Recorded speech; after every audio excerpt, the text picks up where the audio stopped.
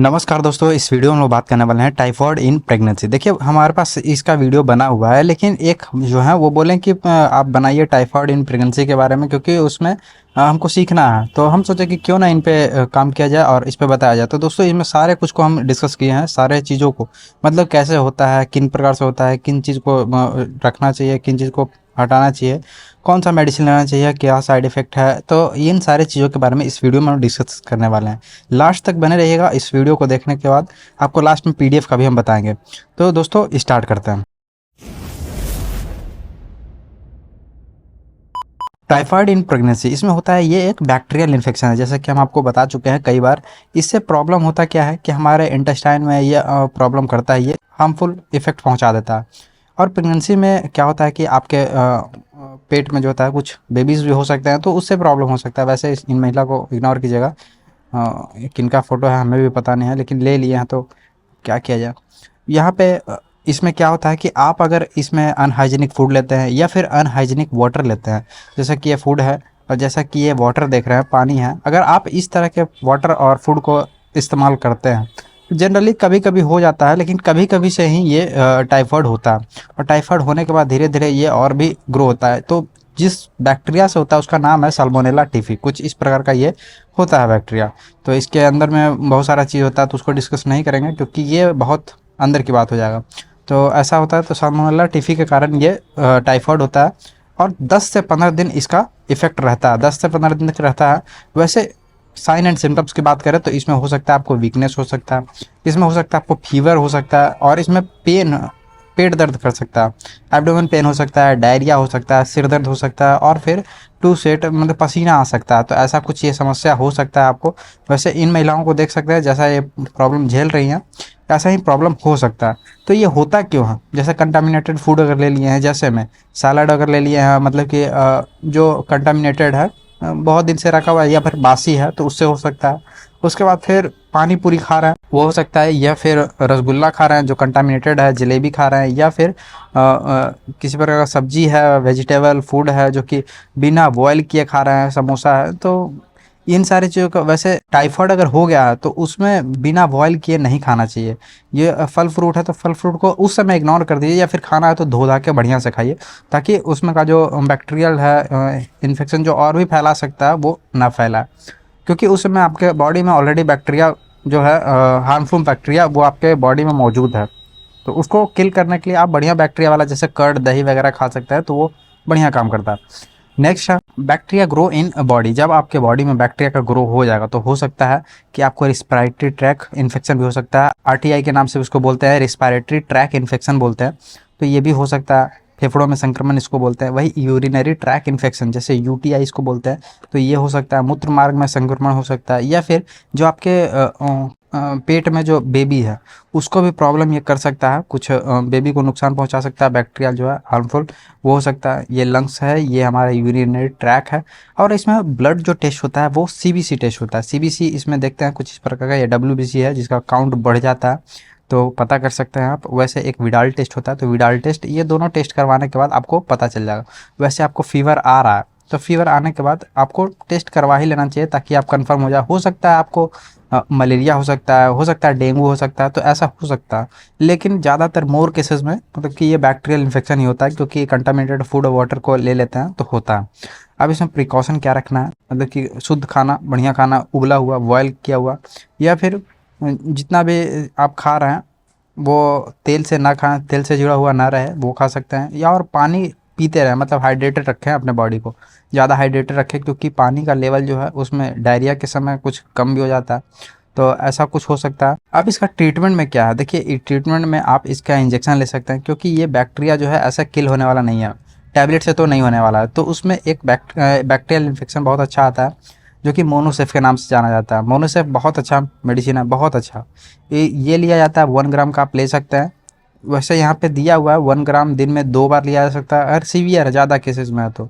और वैसे जॉन भी आता है तो उसको भी ले सकते हैं, बहुत अच्छा काम करता है। 5 से 6 दिनों तक इसको ले सकते हैं। अब आते हैं इसके साथ सपोर्टिव जो मेडिसिन होता है, सपोर्टिव ट्रीटमेंट जिसको बोलते हैं, जो पैरासीटामोल ले सकते हैं, जो कि 500 mg में आता है पैरासीटामोल, उसको ले सकते हैं। या फिर कैम्बीफ्लाम होता है, और फिर ये 650 mg का डोलो आता है, जो कि दिन में ले सकते हैं 2 बार। वही SOS भी जब आपको लगे बुखार तब भी ले सकते हैं, 3 दिन तक ले लीजिएगा तो ठीक हो जाएगा वैसे। और अगर बात करें तो ये इंजेक्शन जो है इसमें सिर्फ ये होना चाहिए कि सेफ्ट्रियाजोन होना चाहिए इसमें, सेफ्ट्रियाजोन या फिर सल्बेक्टम हो सकता है। तो ये अगर आप सिप्रापाराजोन हो सकता है, तो ये अगर ले रहे हैं तो इससे कंट्रोल हो जाता है। वैसे सेफ्ट्रियाजोन होना ही चाहिए उसमें, तो ऐसा कुछ होता है 1 ग्राम का है तो बढ़िया है। अब उसके साथ सपोर्टिव मेडिसिन में बहुत सारा चीज़ आता है। विटामिन बी कॉम्प्लेक्स का यूज़ कर सकते हैं जो कि आपको विटामिन की कमी नहीं होने देगा, तो इसको ले सकते हैं जिसमें विटामिन B12 होता है। और दिन में 2 बार इसका यूज़ कर सकते हैं, वही 5 से 6 दिनों तक इसका यूज़ कर सकते हैं। डाइजेस्टिव इंजाइम की बात करें तो ये अगर आपको भूख नहीं लग रहा तो उस समय आप डाइजेस्टिव इंजाइम में एरिस्ट्रोजाइम आता है तो उसका यूज़ कर सकते हैं, बहुत अच्छा काम करता है ये। 1 से 2 चम्मच दिन में 2 बार ले सकते हैं। और वैसे 1 बोतल पूरा पीना होता है, मतलब कि ये जब स्टार्ट किए तो ये पूरा बोतल है पी जाइएगा, मतलब कि 1 महीना लगेगा तो 1 महीने में इसको पी जाइए, ख़त्म कर दे। उससे आपका जो डाइजेस्टिव जो पाचन तंत्र है वो मजबूत हो जाएगा और अच्छा खासा भूख लगने लगेगा। अब आते हैं, हो सकता है आप अगर एंटीबायोटिक ले रहे हैं, ये एंटीबायोटिक जो ले रहे हैं तो इससे हो सकता है आपको प्रॉब्लम करे कि गैस वैस बना दे, तो उस समय आप ये 4-5 मेडिसिन है। वैसे ये जो आप देख रहे हैं इसमें से एक ही लेना है, मोनोसेफ हो गया या फिर जॉन हो गया, दोनों में से एक ही लेना है। वैसे नहीं कि सभी को लेना है। पैरासीटामोल हो गया तो ये 3 गो मेडिसिन है तो तीनों नहीं लेना है, तीनों में से एक लेना है, एक लेना है। इसमें भी दोनों में से एक लेना है, तो ऐसा कुछ होता है। विटामिन बी कॉम्प्लेक्स ये तो एक ही है, डाइजेस्टिव एंजाइम एक ही है। अब पेन 40 में हो गया, ये तीनों में से एक लेना है, एक। तो इसमें बढ़िया हम बताएं तो ये रेबिप्राजोल और डेमपेरिडोन जो है इसका यूज़ कर सकते हैं, बहुत अच्छा काम करता है। खाली पेट में 1 टैबलेट खा सकते हैं, दिन भर के लिए निश्चिंत रहिए, गैस नहीं बनेगा। तो ऐसा कुछ होता है। और एंटीबायोटिक ले रहे हैं तो गैस तो बनना ही है, तो उसके लिए आप पेन 40 का भी यूज़ कर सकते हैं अगर आपके पास अवेलेबल है। तो नहीं है तो अगर आप मार्केट से खरीदने जा रहे हैं तो ये बढ़िया कॉम्बिनेशन है, किसी भी कंपनी का हो तो यूज़ कर सकते हैं। ज़रूरी नहीं है कि आप मेरे बताए हुए ब्रांड को ही यूज़ कर सकते हैं, नहीं नहीं, ऐसा नहीं है। आप कोई भी मेडिसिन को यूज़ कर सकते हैं विदाउट ब्रांड, सिर्फ कंपोजिशन होना चाहिए जो हम बताएं वो काम करेगा बढ़िया से।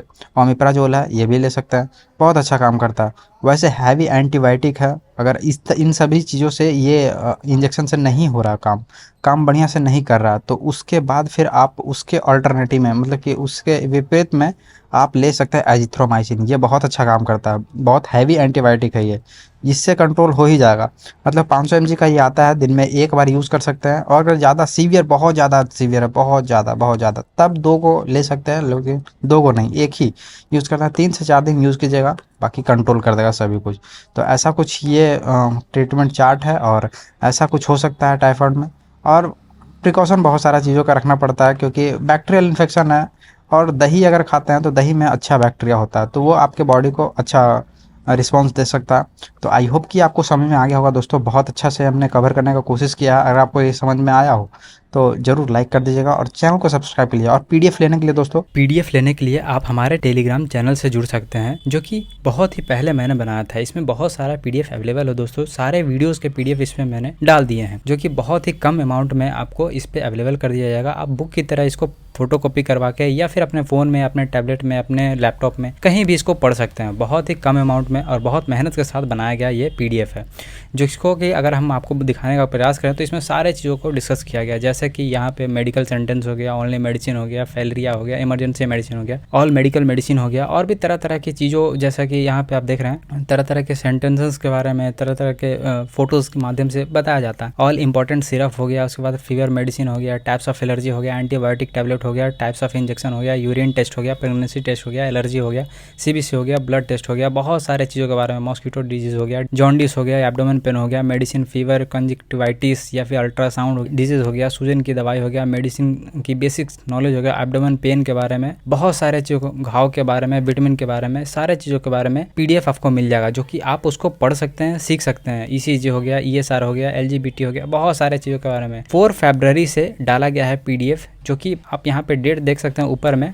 बहुत सारा पीडीएफ अवेलेबल है जो कि अभी तक डाला गया है, मतलब कि 3 अक्टूबर तक डाला गया है। ये पीडीएफ आपको सारे चीज़ों के मिलते रहते हैं, मतलब वीडियो आने से पहले 24 घंटा पहले, 12 घंटा पहले आपको अवेलेबल हो जाते हैं। आप रिवीजन करके आप वीडियोस को देख सकते हैं, ज़्यादा समझ में आएगा। और जैसा कि डेमो के लिए देख सकते हैं, ये ऑल मेडिकल मेडिसिन के बारे में, ये 62 पेजेस का पीडीएफ है, जिसमें सारे मेडिकल के मेडिसिन को हम डिस्कस किए थे, उसका यूजेस, डोजेस, सभी चीज़ को कवर किए थे और टोटल मेडिसिन को इंजेक्शन हो गया, सिरप हो गया, सारे चीज़ों को कवर किए थे। तो इसके बारे में भी आप पढ़ सकते हैं। इमरजेंसी मेडिसिन ये सारा डेमो के लिए आपको दिखा रहे हैं ताकि आप देख के समझ सकें। बहुत सारे चीज़ों के बारे में है। अगर आपको लेना हो दोस्तों, इस PDF इस ग्रुप में जुड़ना हो तो नीचे दिया गया जो नंबर है उस पर पेमेंट करके 499 का पेमेंट करके आप स्क्रीनशॉट इसके व्हाट्सएप पे भेजिएगा, तो वहाँ पे आपको लिंक मिलेगा, वहाँ से आप ज्वाइन कर जाइएगा। इसमें एक बार लेने के बाद आपको कभी पैसा नहीं लगेगा दोस्तों, आपके पास ये हमेशा अवेलेबल PDF आते रहेगा, आपको कभी फिर पैसा नहीं लगने वाला। तो ऐसा कुछ इस PDF के बारे में है। तो लेने के लिए आप पेमेंट करके